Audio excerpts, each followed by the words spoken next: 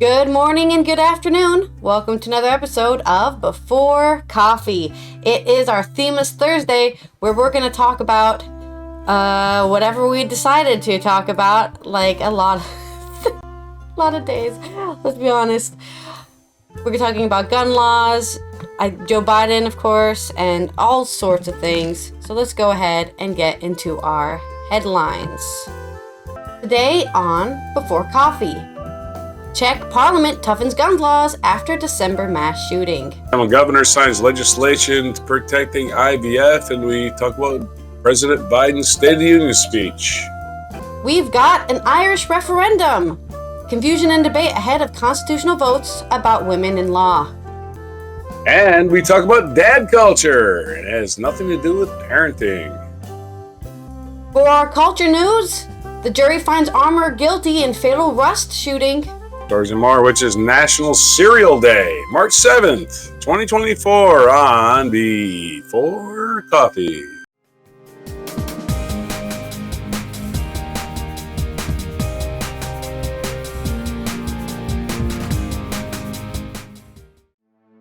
All right, for our first news story coming out of the Czechia, as we call it here in the Netherlands. We don't call it the Czech Republic, we just call it Czechia. New legislation, this is from Euronews. New legislation will increase the frequency of medical checks for gun owners and require businesses to report suspicious purchases. The Czech Parliament has approved of new firearm safety laws which tighten requirements for owning a gun following a deadly mass shooting in December, which killed 14 people and injured 25. According to the legislation passed on Wednesday, which was the 6th of... What day was it? So bad. The 6th of March, which must be signed by President Petro Pavel before coming into effect. Gun owners will have to undergo medical checks every 5 years instead of every 10 years as currently required. The law also requires businesses to report suspicious purchases of guns and ammunition to the police, while doctors will gain access to databases to find out if their patients are gun owners. Not sure why doctors need. Maybe they mean general doctors, but I think maybe they mean psychiatric doctors. The shooting at Charles University in Prague on December 22nd last year was the country's worst such incident in modern history, and highlighted how Czech gun laws are compared to those of other EU member states. While gun violence has previously been rare in the country, the Czech Republic has constitutional right to bear arms, though individuals must first obtain a gun license before purchasing a weapon. According to a 2022 data from National Police, there are 1 million registered weapons in the country. The lone gunman involved in the Charles University shooting, a 24-year-old student, legally owned several guns. He had no criminal record, according to authorities. Parliamentary debate on the new legislation tightening gun ownership requirements has already begun before the shooting. Interior Minister Vít Rakusan said it was hard to speculate whether the new measures would have prevented the mass shooting if they had been in effect before it took place. Typical red tape takes too long to pass. But good news for people in Czechia who won't have to hopefully worry for many mass shootings, unlike another country out there who just loves their mass shootings like it's a holiday. That's my story. Okay. So we're going to talk about... We had a ruling a couple weeks ago in Alabama where the court decided that embryos were people and that they couldn't be destroyed because, they're special little things. Now, the judges in Alabama is trying to try to pass legislation protecting in vitro fertilization. So this is from AP. Kim Chandler. Alabama Governor Kay Ivey signed legislation into law Wednesday shielding in vitro fertilization providers from potential legal liability raised in a court ruling that equated frozen embryos to children. Facing pressure to get in vitro fertilization services restored in the state, Alabama's governor swiftly signed legislation into law Wednesday, shielding doctors from potential legal liability raised by a court ruling that equated frozen embryos to children. Republican Governor Kay Ivey signed the bill after it was approved in a late-night session by lawmakers scrambling to address a wave of criticism after services were halted at some of the state's largest fertility clinics.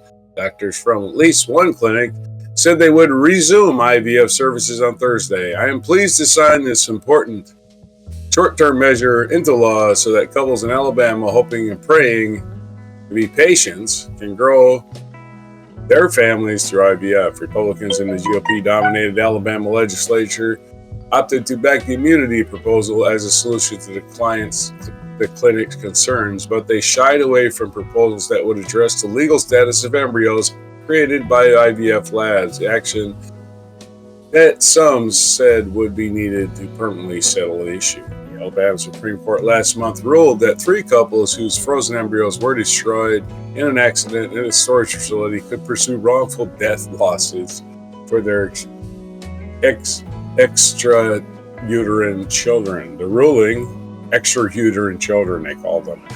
It's funny. They're not children, guys. They're nowhere near. Yeah. Not at all. The ruling treated an embryo the same as a child or gestating fetus under the wrongful death statute, raising concern about civil liabilities for clinics. 3 major IVF providers paused services. The new law, which took effect immediately, shields providers from prosecution and civil lawsuits for the damage or the death of the embryo during IVF services. Civil lawsuits could be pursued against manufacturers of IVF-related goods, such as nutrient-rich solutions used to grow embryos, but damages would be capped to the price paid for the impacted in vitro cycle.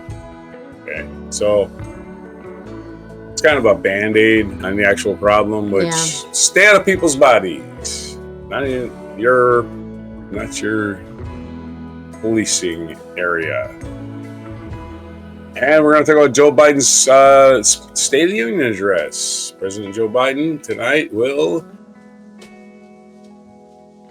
Well, maybe we won't talk about that article from it because...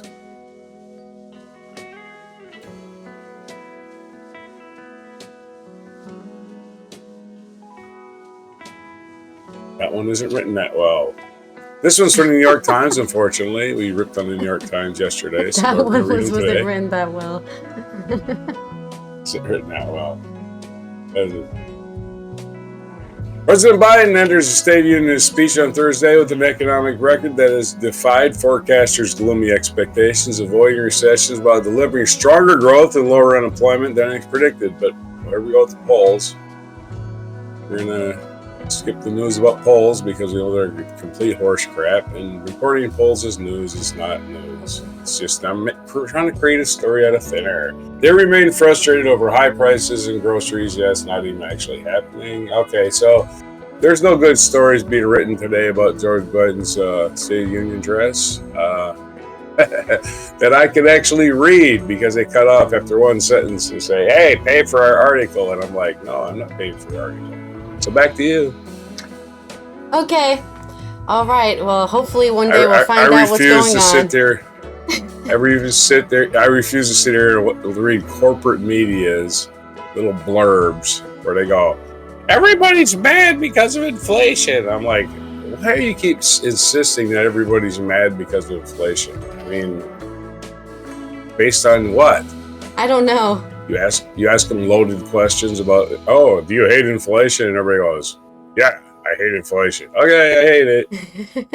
What if we told you inflation was happening? I'd get really angry. Okay, great. That's all we need to know. Or ask the actual American consumer what inflation actually is, and they just give you a blank stare anyway. It's bad. It sounds bad. Yeah, isn't that not a good thing? I mean, it isn't a good thing. To be fair, you don't want the price of the dollar or whatever currency you have to raise because everything, instead of being, people don't like change, right? And when your eggs go from 2 whatever currency, it doesn't matter, just 2. It costs 2 of whatever currency, and suddenly it's 6 of every currency. People are like, It used to be 2 and now it's 6. I don't like that number. It's bigger than the previous number. So that's why inflation makes people so angry, because they don't like different numbers. That's it. I used to be able to buy a McDonald's meal for $8 and now it's $20. What the hell? You know, inflation. Yeah, and speaking of eggs, in vitro fertilization, which was the story was about. Yep. Is again, Alabama, instead of actually eliminating a problem they created by just saying, hey, this is should be interfere with people's rights or whatever. They're worried about the rights of a corporation to make money off people for in vitro fertilization. That's the number one thing they're worried about. They are getting sued. We don't know they're getting sued. Not worried about any people's rights. They're worried about corporations' rights. Yeah. Back to you again. All right. Let's go ahead and cover our next story, which is about me talking about women in Irish law. So this is from The Rappler by Steph Arnaldo. Oh, sorry. Wrong story. This is by, oh God, it's Irish. Oif Moore and Elmire Flanagan. I'm sorry, I don't know Irish Gaelic, so I apologize for pronouncing those probably incredibly wrong. On the BBC, people in the Republic of Ireland will vote this week on changes to its constitution regarding the makeup of a family and the role of women. That's right, the referendum that takes place tomorrow, which is the 8th of March, on International Women's Day. The government's intention was to change the so-called Women in a Home clause of the Constitution. However, the wording on the ballot papers of the two referendums has raised concerns over care, stability, and taxation. A lot has changed since the Constitution was written in 1937. BBC News takes a look at what was proposed. Question 1. Bid to update the definition of family. The first proposed change is known as the Family Amendment. The Irish Constitution currently offers legal protections to family unit, but it ties the concept of family to the institution of marriage. So if you're not married and you have children together, you're basically strangers living in the same house. The question basically asks whether the constitutional definition of family should be expanded. In practice, meaning the family could also include, for instance, unmarried couples and single-parent families. Oh yeah, that's a good point as well. Sorry, my husband abandoned us and, left me for a 20-year-old and moved to England. But I don't consider a family, so I don't get any of the support provided to families in Irish law. The question is yes or no. Vote on whether the state should recognize family units founded on marriage or on other durable relationships. I've been living with this guy for 15 years, but we're still strangers. Oh God, another Irish name. Taoiseach Leo Varadkar is campaigning for a double yes vote. What do supporters of the change say? Irish Prime Minister Leo Varadkar said that there are about 1 million people in families which are not based on marriage, such as those led by unmarried but cohabiting parents, single parents, or grandparents. Mr. Varadkar added it was a necessary change to the Constitution because it puts an obligation on the state to strive to support family care provided by everyone, not just married parents. Speaking this week while canvassing for a yes vote, I guess Taoiseach is the Irish word for Prime Minister. So I'm just going to say Prime Minister so I don't continue to butcher that word that I can't pronounce. Said it was recognizing that all families were equal. Critics have argued that the term durable relationship is very unclear and could lead to unintended consequences, like people who need support getting support. No! But they don't match my definition of durable relationship. How dare we give them tax money? The legal experts have warned that the failure to define the new term in the Constitution may have implications for future family court cases, inheritance disputes, tax law, and immigration cases. Which means people are going to have to work harder to understand these complicated relationships in these day and times and always, instead of just going with a blanket term of, we're married, okay. Among them is Senator Michael McDowell, a barrister and law lecturer who has served term as the Tánaiste, Deputy Prime Minister, and Justice Minister of Attorney General. I love I'm learning all these new Irish words today. Barrister Brenda Power, Senator Michael McDowell, and Barrister Maria Sten and Barrister T.D. Michael McNamara are advocating for 2 no votes. Everyone knows whether or not they are married, he wrote in a recent opinion piece. Nobody knows who and who is not in a durable relationship unless a court decides in disputed case that it's durable. Nobody knows how and when a durable relation between 2 adults ends in the eyes of the law. He has described the proposal as rushed, reckless, and said many voters were telling the media that they simply do not know what the referendums are all about. Women's role in family care. This is the second question. The second proposed change is known as the Care Amendment. It stemmed from a desire to update parts of the Irish Constitution which refer to the role of women within the family home. The Constitution currently says that mothers should not have to go out into the workplace to neglect of their duties in their home. The existing document also acknowledges that women's life within the home is a source of support for the state, which is necessary for the common good. Voters will be asked whether those 2 articles, which may have been argued are sexist and outdated, should be deleted. A yes vote would replace the 2 articles with a new wording that recognizes the value of provision of care in the home by members of a family, which, if the First Amendment gets passed, could be anybody in a durable relationship, right? People are people and they need to take care of their house. The replacement text should also add that the state should strive to support the provisions of that family-based care. What do supporters of the care change say? Yes, campaigners have argued that legal language about a woman's life within the home or a mother's duties within the home are antiquated and have no place in modern Irish society. Yeah, let's just pretend men don't take the trash out. It was that out of cruel, discriminatory policies such as the marriage bar, which forced women out of their careers once they got married, said Orla O'Connor, director of the National Women's Council. They had to curtail their dreams and ambitions, and many are still facing inadequate pensions and income in older age because of it. That's right. For people who don't know how pensions work, how many years you worked, the government will support you for, like, you basically working, you worked for 30 years. Here's the pension you can have for the remainder of your life. But women who, maybe not by the government or by their job, but by societal pressures, decide, well, I'd be a terrible mom if I stayed working. I better just quit my job and, raise this child for 18 years. So instead of having those 30 years, they're missing 20 years, right? Because it probably takes, after those 18 years, 2 years for them to get a job again. So they're missing 20 years on that pension. Now they only have 10 years of pension for the rest of their life.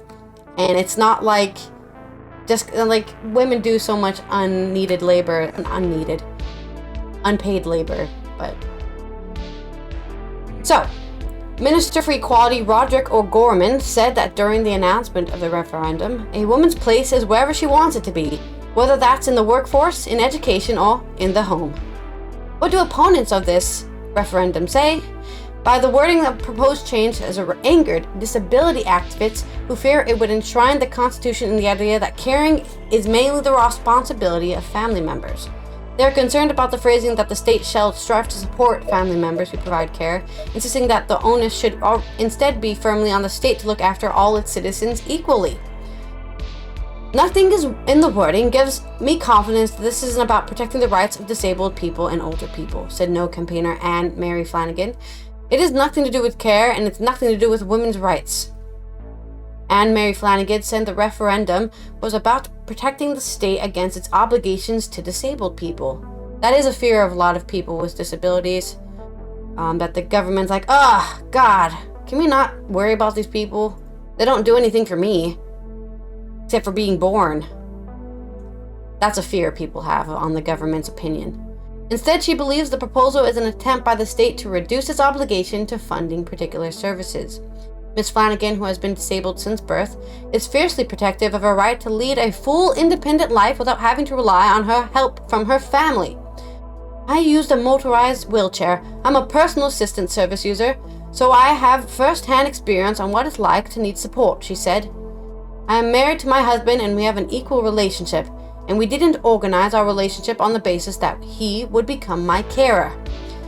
As a direct response to the referendum proposal, she co-founded a campaign group called Equality Not Care, which is called for a no vote tomorrow on the 8th of March. The counting is set to begin on the 10th on Saturday of the 9th of March, which the results are expected in a few hours later. So I guess if you're living in Ireland or care about governmental referendums and maybe looking at it for your own government, check that out. Because you might find out, we'll see what the people of Ireland at least believe about their constitution and how they treat women. It's my story. Okay. So I fixed my audio problems while you were doing that. So I can hear you clearly now for a change. Okay. Hope you can hear me. I've always been able to hear you. Yeah, but you have your headphones on, so. Oh, no. Okay, so here I am. I would have told you if there was an audio problem. Yeah, but you don't understand what's going on my end. It was like you'd say something. I understand what's going on your end. It just doesn't matter to the recording, so I delayed. don't care, I guess. It was delayed feedback was driving me crazy. Everything you say 40 times, and I just keep repeating over my headphones. And that's just... And after a while, it's just a bunch of clicking. All right. So here's a story from Atlantic. I subscribed to The Atlantic, and they sent me a hard copy yesterday. Oh, look at that. Wow, how nice. Yeah, the analog, and they put the cover on the back, and they put the index on the front, like with all the stories and what page they're on. Oh, that's so interesting. And there's no advertising. It's like none. You so I bought love it. this movie. Yeah. Yeah, it's like, hey, man, nice glossy page. Maybe I'll read from the small print edition. But they don't have the Dad's Eyes edition here. So I would need my reading glasses. Yeah. You'd be see me do this here and go, you know, stumbling over words the old-fashioned way. So this is the new way. But I'm reading an article from The Atlantic online from Saul Austerlitz. Modern fathers are more involved in their children's lives than ever. Jokes about dad bods and dad rock haven't caught up with that reality. Americans spend a fair amount of time describing things as dad rock is guitar-driven music, typically from the time of Nixon or Ford administration, with bonus points for extended drum solos or albums that feature double gatefold illustrations of imaginary planets. Dadcore is the art of clothing yourself without wasting any energy thinking about fashion. Hello. Hey! Dad friends are kindly and endearing, but not necessarily the most fun at parties. A dad bod is desirable, but poised on the brink of middle-age sprawl. Middle age. Those were the days. Dad energy involves being goofy and acting like a 40-something guy, whether or not you actually are a 40-something guy. Dad jokes are mostly terrible puns. Yep.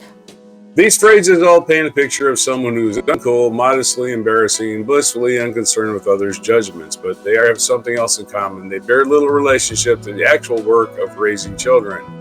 The mom descriptor typically gestures at being harried, classic mom brain, or nurturing, like a mom friend. Meanwhile, dad is an adjective hints at someone shorn of all responsibilities.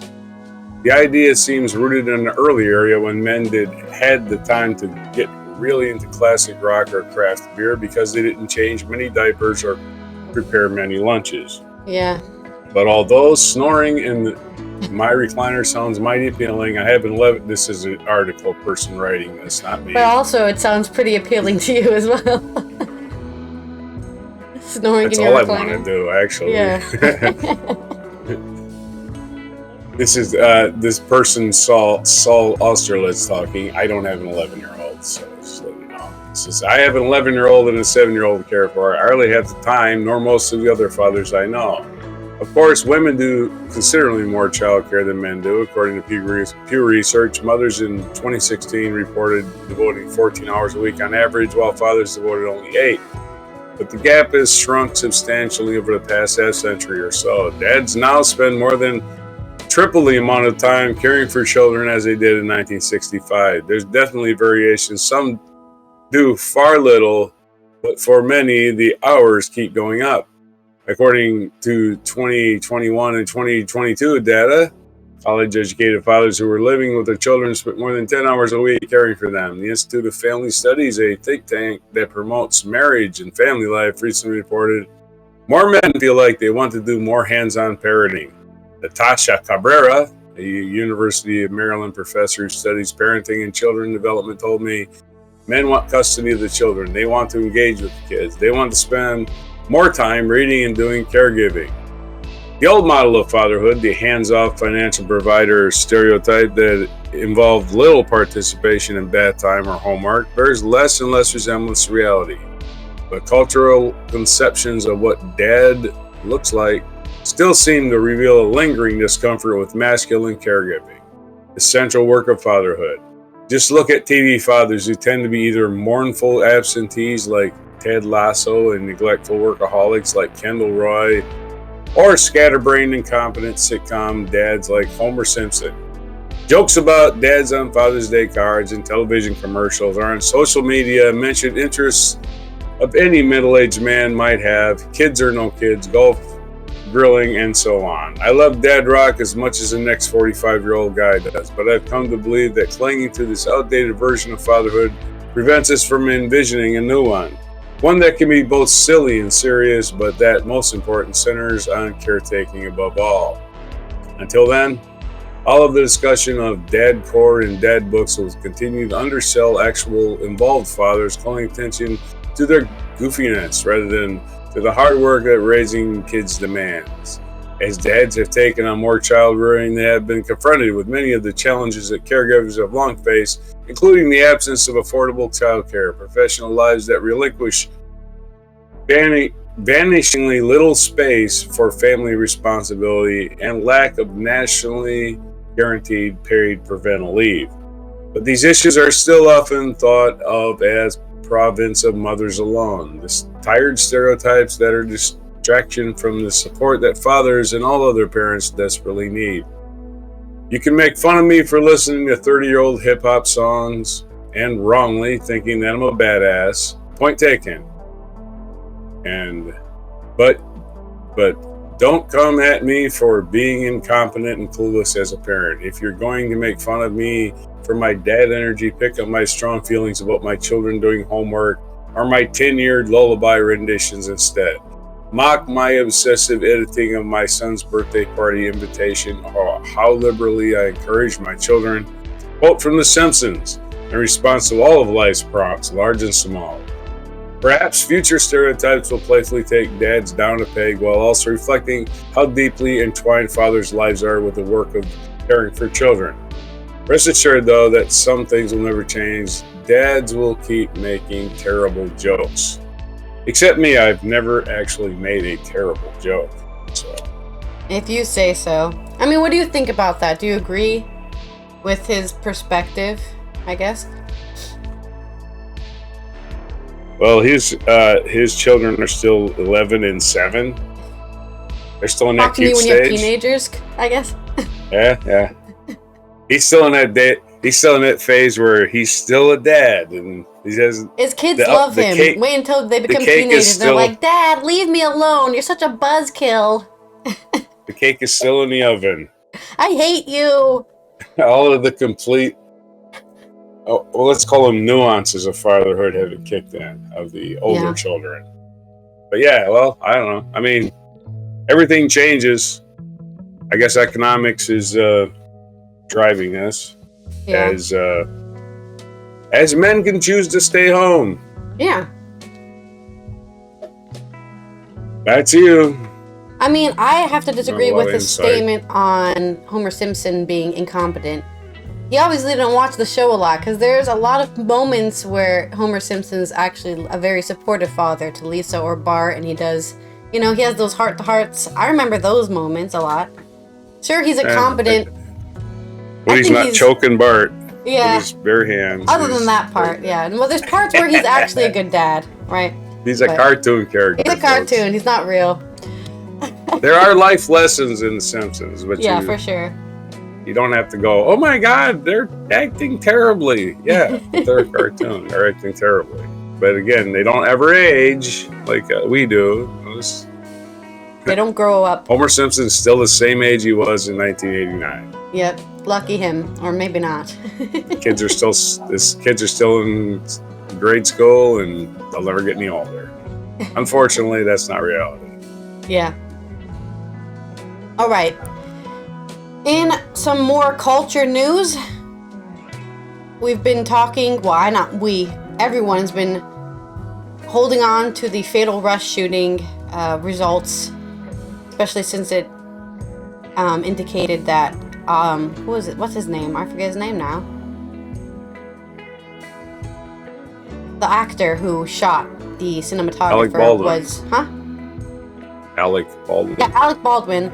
The idea that Alec Baldwin was, going to go to jail or prison or something for murder, but because now they finally found who they believe is the source and of the tragedy, the armorer, who is basically the one who's in control of any sort of firearms or anything like that on a set. This is from Rappler by Steph Arnaldo.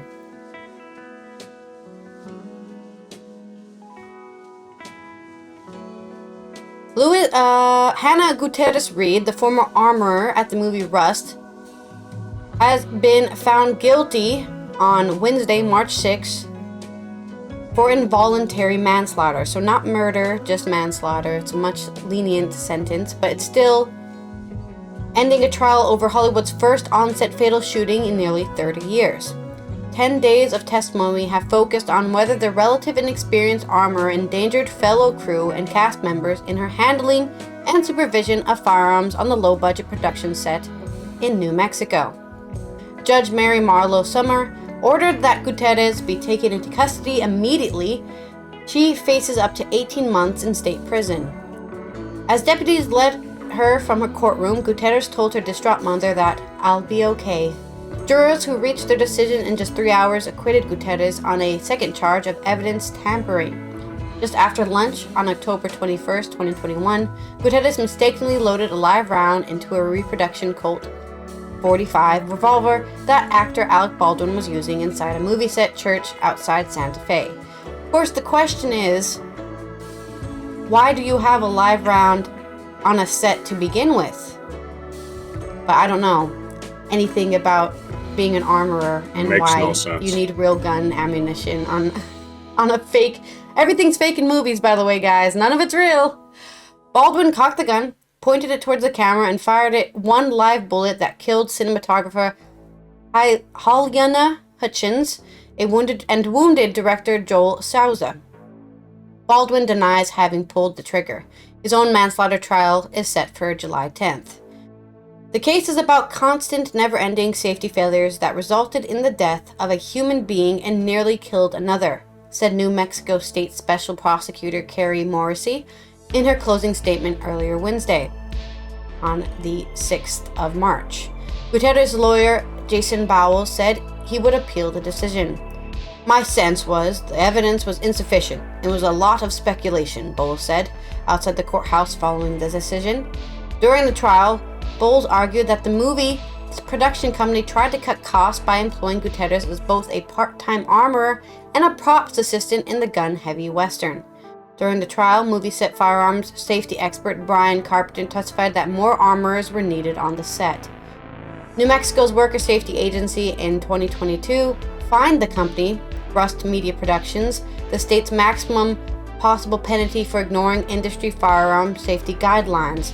As one of the least experienced, least powerful people on set, lawyer Bowles said his client was taking the blame for management. "You've got a convenient fall person and a convenient scapegoat," said Bowles. Throughout the trial, witnesses ranging from director Souza to assistant director Dave Hall said it was beyond anyone's imagination that live rounds could be mingled in with dummy rounds on the production. Yeah, like I said, how did this happen? Who's delivering the dummy rounds? Who delivered the dummy rounds, It's too much. There's too many hands in the pie to really find out who did it. But Yeah. Yeah, as far as you can consider, it's a freaking manufacturing mistake, right? The people who produced dummy rounds accidentally, they also produced live ammunition in the same factory, and it got unsorted, and they put them, like, literally what is going on, right? What are dummy rounds? What good are they? I think that they don't... Tips have blanks. Yeah. Blanks and powder shoots out. Yeah. Nothing, unless you're right next to your head, you don't get hurt. They're right next to you. Maybe the idea is that it still shoots a projectile, which, I mean, that's just a gun. I don't know. State prosecutors and defense lawyers have fought over the source of the live rounds, which are strictly forbidden on movie sets. Juror Alberto Sanchez, a truck driver, said the jury of 6 women and 6 men believed Gutierrez brought the rounds on set. That was her job, to check the rounds, those firearms, he told reporters after the verdict. During the trial, a Santa Fe detective cited circumstantial evidence that Gutierrez unknowingly brought the live rounds to Russ from a previous production in a white cardboard box. Morrissey gave jurors photos taken up to 10 days before the shooting showing the live round in the box and one in Baldwin's bandolier. That's a mountain of circumstantial evidence, Morrissey said. That was a game of Russian roulette every time an actor had a gun loaded with dummies. Bowles repeatedly blamed props supplier Seth Kenney, who has not been charged, as the source of the live rounds. He said Kenney, a weapon consultant on movies like Man Down and a prop supplier for The Walking Dead, was not searched until a month after the shooting, allowing him to potentially dispose of evidence from his Albuquerque office. Without knowing live rounds were on set, Bowles said Gutierrez did not show willful disregard for the safety of others, a requirement to convict her of involuntary manslaughter, or a lesser charge of negligent use of a firearm, which carries up to 6 months in jail. Half a dozen Russ crew members called by prosecutors testified that safety meetings were skipped, that Gutierrez sometimes failed to check whether weapons were loaded, and that Baldwin broke basic firearm safety rules. So, I think what's going to happen here is, you're just going to have to take the fall. Both Baldwin and Gutierrez are just going to have to take the fall because it's so mixed up and messy that no one will probably never find out what happened. I don't think we'll get a conviction at all. Yeah, a woman died. It's very tragic, and I'm sure the family just wants some closure. And hopefully, I mean, I know it's probably already been happening, but I think both Gutierrez and Baldwin have been getting hate online and real life for the murder. The manslaughter of the cinematographer. I don't think they got a conviction. Yeah. I don't think they can convict anybody. It's an accident. I don't know. Yep. They're just trying to look for blame. Yep. They ain't going to bring anybody back. Yep. That's what I'm saying. Somebody wants closure, whether it be the state or the family itself. But somebody wants answers so that they can move on, I guess. And that's why they're convicting people for it. That's my story. On to this day in history. Okay, making sure I got the right day. It is the March 7th. 7th of March, just to make sure. I don't have a mic drop for you yet, but, well, I guess we'll be passing on that today. I was so worried about my sound problems. At least I got that fixed for my own well-being anyway. On this day in the year 161, Marcus Aurelius became emperor of Rome. In the year 161. In 1644, Massachusetts established the first bicameral legislature in North America. No, that doesn't mean they had camels in the legislature. It means bicameral just means 2 houses. 1792, English astronomer Sir John Herschel, a successor to his father Sir William Herschel, in the field of stellar and nebular observation and discovery, was born. Stargazers. 1850, U.S. Senator Daniel Webster spoke out in favor of the Compromise of 1850, a series of moderate measures that addressed the question of slavery in U.S. territories, which another compromise that didn't work.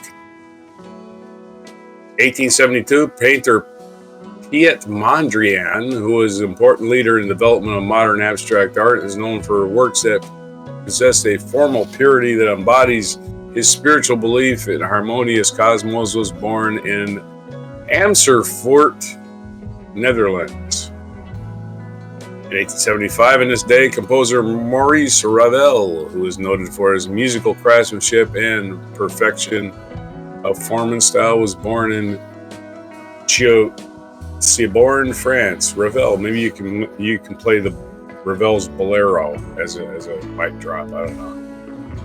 1876, Alexander Graham Bell received a patent for the telephone on this day. So the telephone's birthday.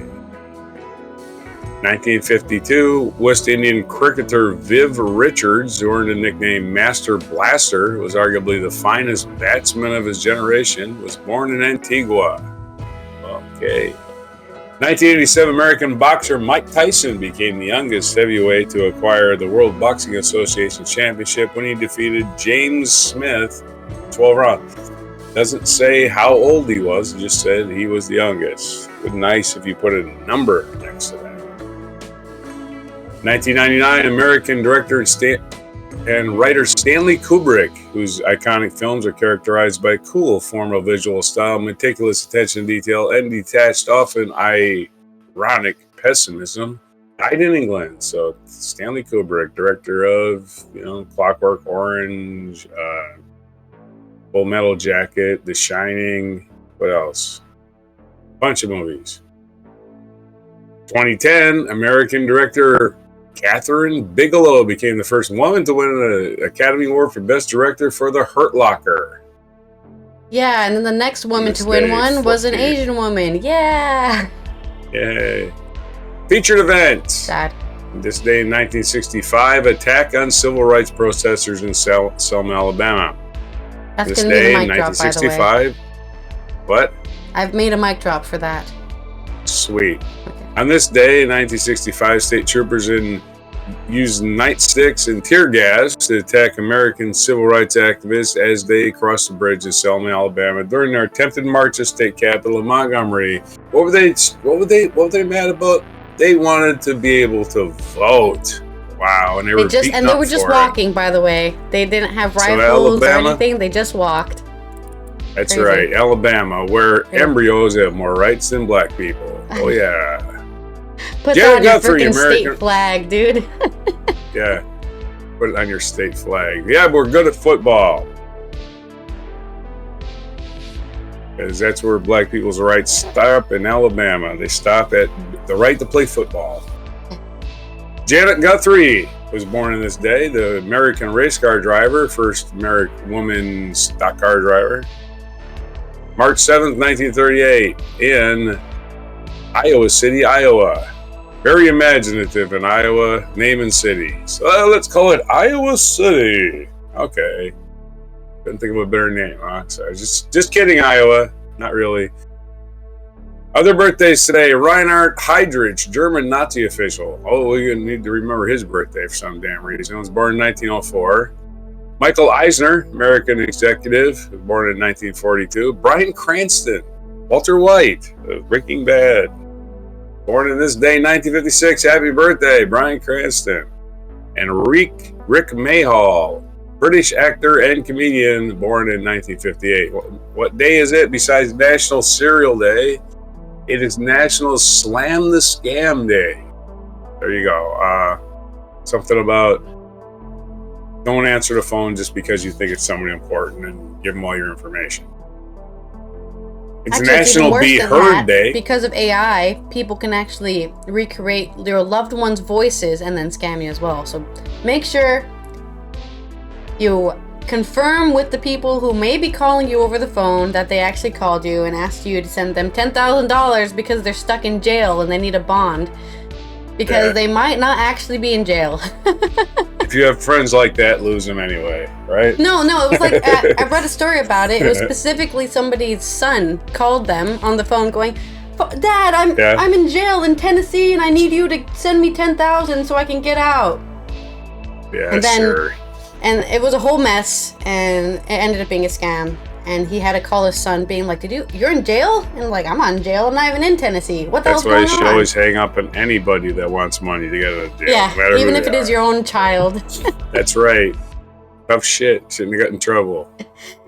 It's National Be Heard Day, which your son in jail is probably wishing he could be heard. I'm not a scam. It's also National Cereal Day, which we mentioned. National Crown Roast of Pork Day. Crown roast of pork. It looks delicious. National Hospitalis Day. So it's for the hospitality people. And National Flapjack Day. So it's all those days. March 7th. All of those things. March 7th, 2024 on Before Coffee. Back to you. All right. This has been Allison here. I guess I'm going to go... I'm not going to go anywhere. Let's be honest. I'm not going to go anywhere. What happened today in... you said something happened today in the Netherlands, and I already forgot what you said. Oh boy, I already closed it. But somebody being born. Somebody being born. Oh, okay. That's all. It wasn't anything special. I'm not going to celebrate it was special their to birthday. him. Anyways, we'll see you tomorrow for our Friday news dump as we tell you all about the stuff before the weekend. I hope you have a good one. Stay safe out there. And here is your mic drop moment. Let's go. This is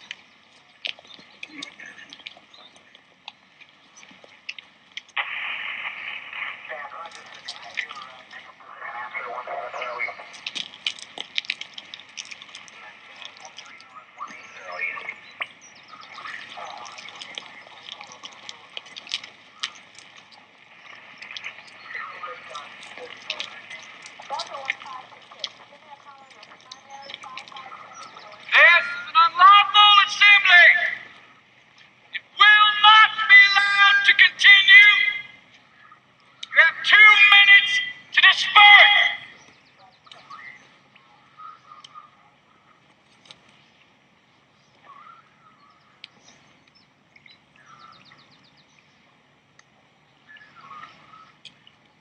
Troopers, advance and break these people off.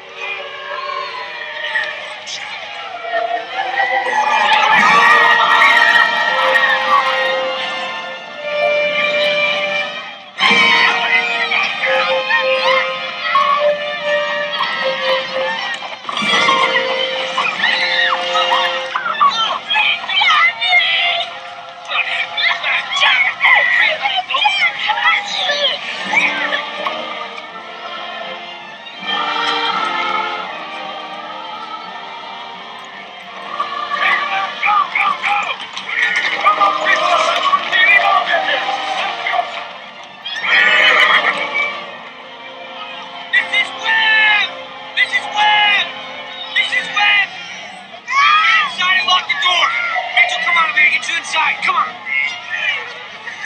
John! John! Like John, she can't breathe. Get a towel and some water. Save John.